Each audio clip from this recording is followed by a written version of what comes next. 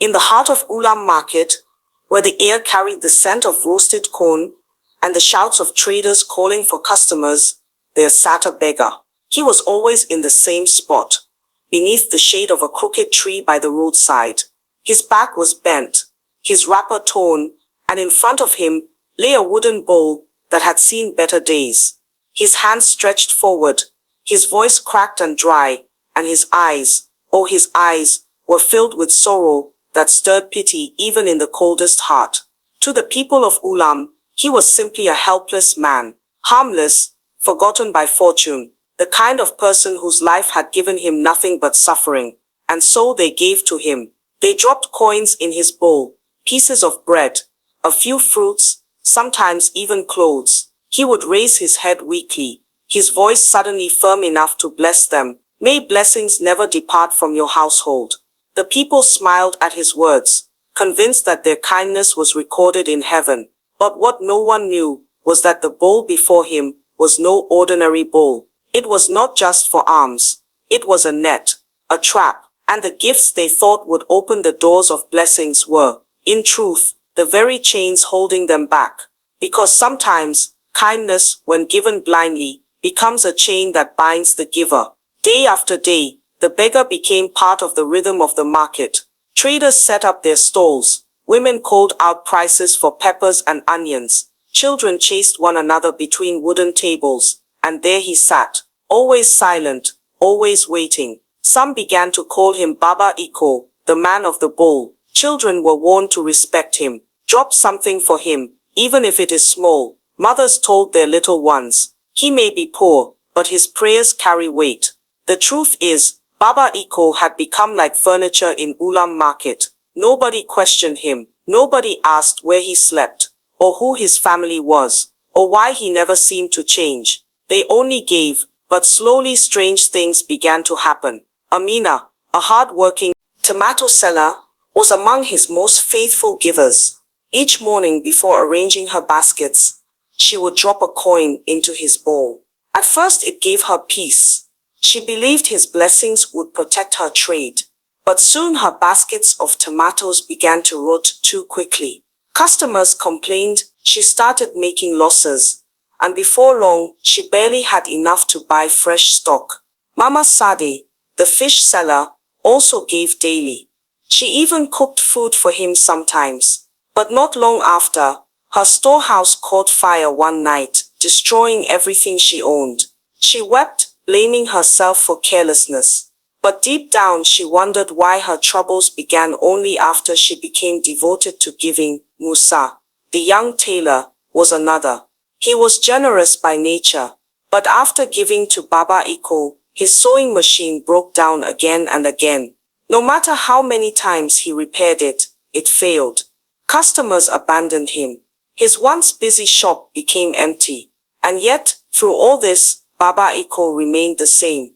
His wrapper was always the same, his bowl the same, his posture unchanged. He never looked weaker, never looked stronger. Just the same beggar, who blessed anyone who dropped something. Whispers began to circulate. Some said perhaps Baba Iko was unlucky, and misfortune followed those who helped him. Others dismissed it, saying, a poor man cannot cause harm. He is only surviving on our kindness. But Amina could not shake the feeling that something was not right. What the people of Ulam did not know was that the beggar's life truly began after dark. When the market closed and silence replaced the noise of the day, Baba Iko would gather the coins, the scraps of food, the gifts, into a sack. His frail steps suddenly gained strength, and with surprising swiftness, he walked out of the market and down a narrow road that led to a grand compound. This was the home of Chief Aya, known far and wide as the King of Giving.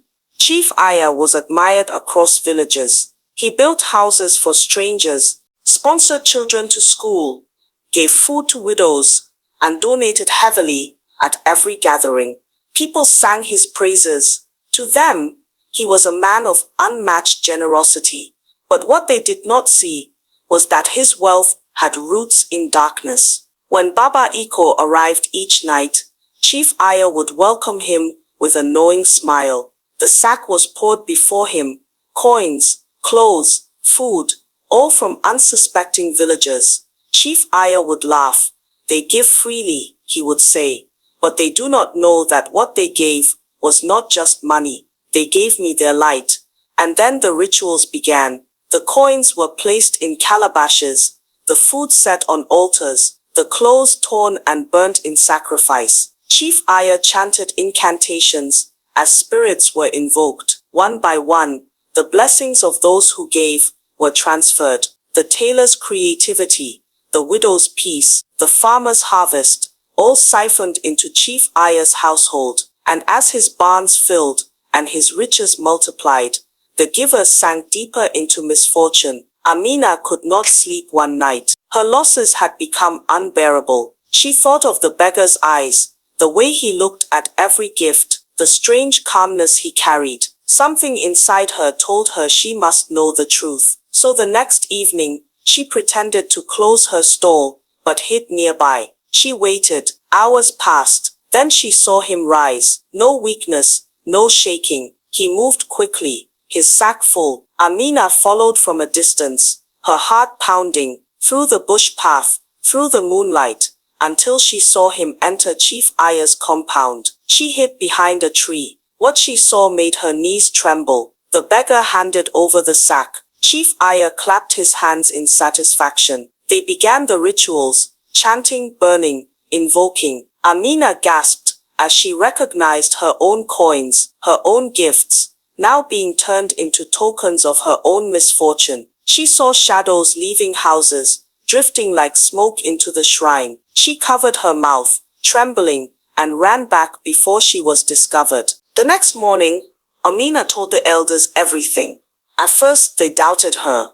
How can a beggar, who depends on scraps, hold such power? But when others came forward with their misfortunes, and when they considered Chief Aya's unnatural wealth, they agreed to act. That morning, when Baba Iko stretched out his bowl as usual, the elders and villagers surrounded him. They asked, "Who are you truly?"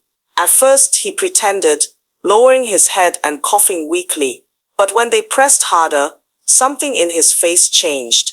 His voice rose, strong and mocking. "You gave with your own hands," he laughed. "Did I force you? Did I steal? You called it kindness, but it was foolishness. What is mine now."